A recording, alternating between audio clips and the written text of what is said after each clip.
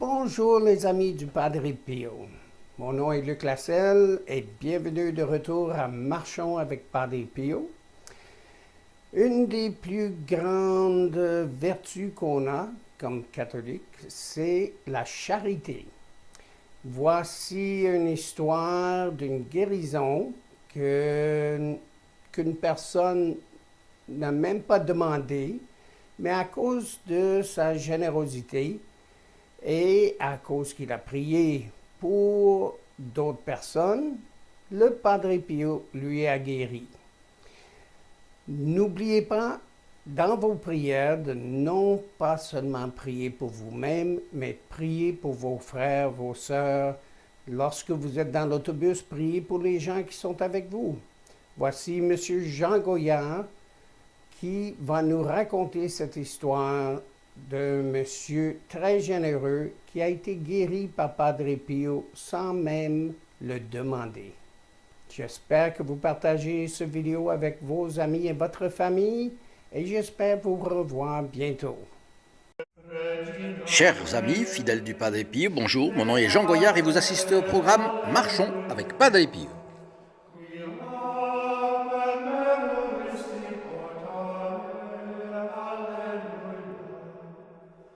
Une fin d'après-midi, dans le train reliant Bologne à Rome, le journaliste John McCaffrey discute avec un jeune homme assis en face de lui. Il nous a laissé ce récit de la conversation. J'apprends que c'est un agriculteur des environs de Padoue, près de Venise, au nord de l'Italie, qui a gagné l'année précédente le concours national de la production de blé, avec son exploitation d'une soixantaine d'employés. Donc c'est quand même quelque chose de cossu. À cette époque, je me lançais aussi dans l'agriculture, et j'y consacrais une partie de mon temps. Ma base de travail était à Milan cependant. Le jeune homme m'a demandé si de Rome je reviendrais directement à Milan. Et j'ai répondu que non. Je continuerai vers le sud. Puis-je connaître votre destination a-t-il demandé. Bien sûr, ai-je répondu, dit le journaliste. Je vais dans un tout petit endroit dont vous n'avez probablement jamais entendu parler.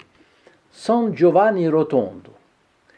Il explique qu'à l'époque, la ville n'était pas encore célèbre, pas même en Italie. Le jeune agriculteur m'a regardé, a pris une photo dans son portefeuille et a dit « Le Padre Pio ». J'ai pris mon portefeuille, j'ai également pris une photo du capucin et répondu « Lui-même ». Et nous avons ri avec enthousiasme. Je lui ai demandé « Vous y êtes déjà allé ?» S'ils avaient eu du respect humain, de parler du Padre Pio,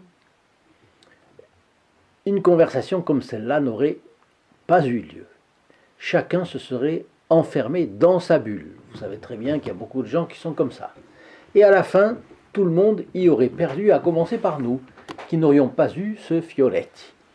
Ceci dit pour vous encourager à parler du Padre Pio. Partagez aussi ces vidéos. Vous y abonnez en actionnant la clochette ci-dessous dans la description. Et puis rappelez-vous que le départ, ça a été la photographie du Padre Pio. Ils avaient chacun une photographie du Padre Pio. Ils se sont reconnus enthousiastes du Padre Pio comme ça. Donc, si vous voulez une photographie du Padre Pio, vous savez qu'il m'en reste encore quelques-unes. Je peux vous la fournir gratuitement. Donc, le journaliste demande « Vous y êtes déjà allé ?» Réponse « 7 fois !» Et après une pause, il a continué. « J'ai été miraculeusement guéri par le Padre Pio avant même de savoir qu'il existait. » Avoir été guéri par le Padre Pio sans même connaître son existence, c'était quelque chose de nouveau pour moi. En fait, peu après la fin de la Deuxième Guerre mondiale, vers 47-48, il avait eu un accident dans sa ferme, dont la conséquence avait été une embolie pulmonaire. On lui avait fait prendre une série de médicaments, tous issus des derniers progrès de l'époque, et réputés les plus efficaces. Ils avaient semblé fonctionner un moment, mais l'embolie était ensuite réapparue avec chaque fois plus de gravité. Il y a même un moment où il a compris qu'il allait en mourir. Jeune et fort, il se sentait des possibilités importantes d'action, au service du bon Dieu d'ailleurs. Mais voilà que la Providence semblait l'éprouver, car il fanait prématurément comme une fleur en fin de vie. Mais il était aussi très religieux et intelligent, et il s'est mis à prier d'une manière dont je n'avais jamais entendu parler auparavant. Donc vous voyez, ce sont plusieurs faits nouveaux dans cette histoire. Avec toute la dévotion possible, dit-il, j'ai demandé à Dieu que quelqu'un de plus digne que moi intercède pour ma santé. Ça, c'est une chose que nous avons vue récemment. C'est un effet de son humilité. Parce que, au fond, c'est prier Dieu par les mérites de quelqu'un d'autre. Pour un saint du passé, oui, mais aussi un saint vivant, actuellement. Ça peut arriver.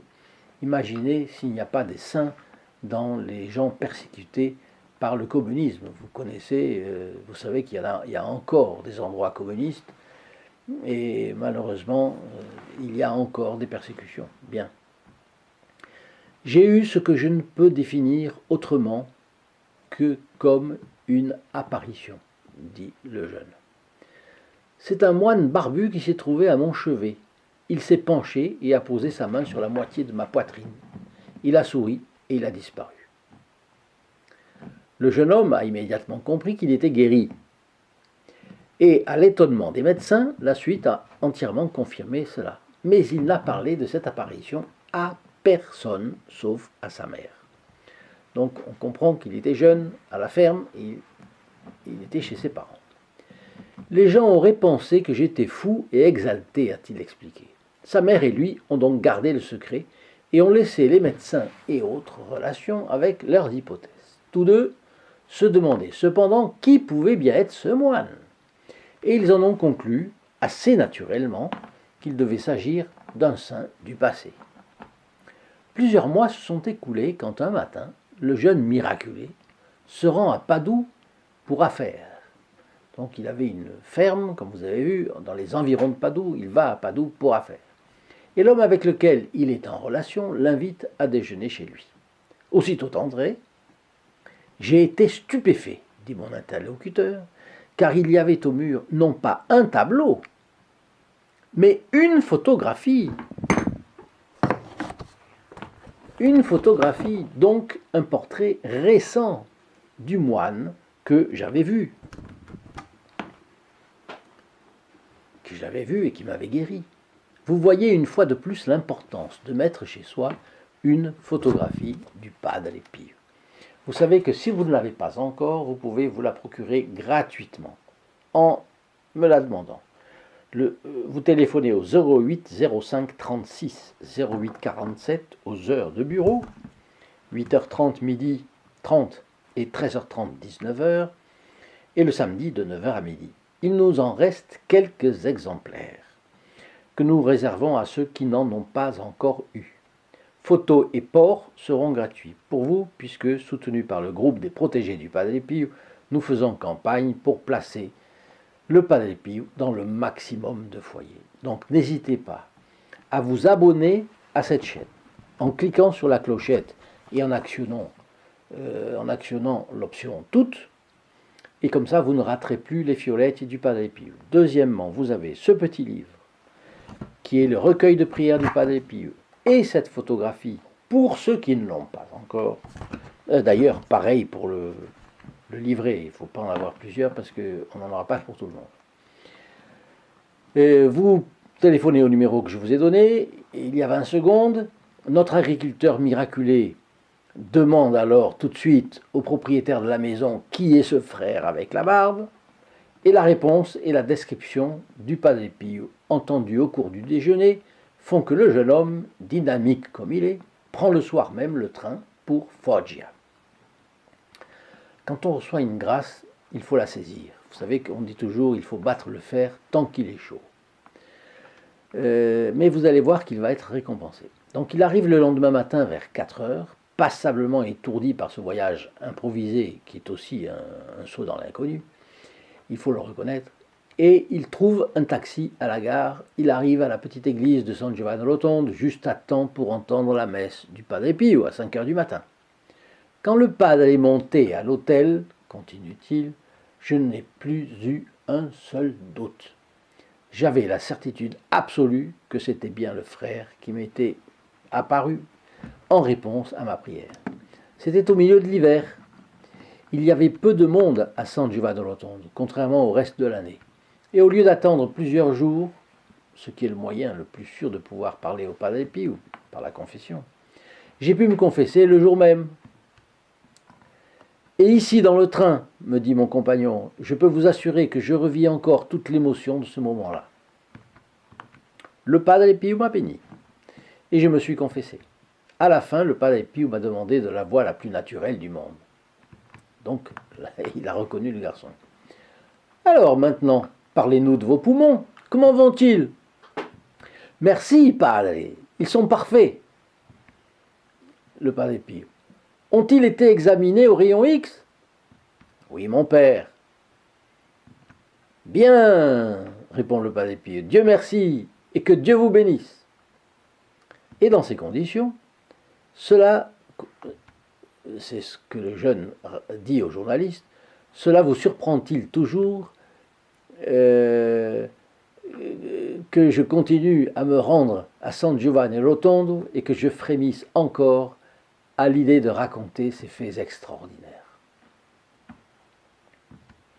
Alors l'agriculteur malade, puis miraculé, puis plein de gratitude pour le Padre Pio, a même gagné l'année qui a précédé le récit du journaliste, le concours national de la production de blé. Nous disions cela au début.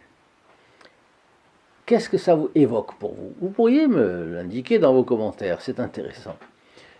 Pour moi, c'est un symbole. Je ne dis pas un miracle, ni un fait extraordinaire, mais un symbole. Symbole de quoi? Eh bien, discutons-en, donnez-moi vos commentaires, et puis on en parlera la prochaine fois. Au revoir, à bientôt. Attendez. Prière, je vous mets la prière au saint patron de chacun. Glorieux saint dont je me glorifie de porter le nom. Protégez-moi, car le ciel m'a donné en vous un protecteur particulier. Priez pour moi afin que je puisse servir Dieu comme vous l'avez servi sur terre et le glorifier avec vous dans l'éternelle béatitude, ainsi soit-il. In nome del Padre, del Figliolo e dello Spirito Santo, e così sia. Sia lodato Gesù e Maria, e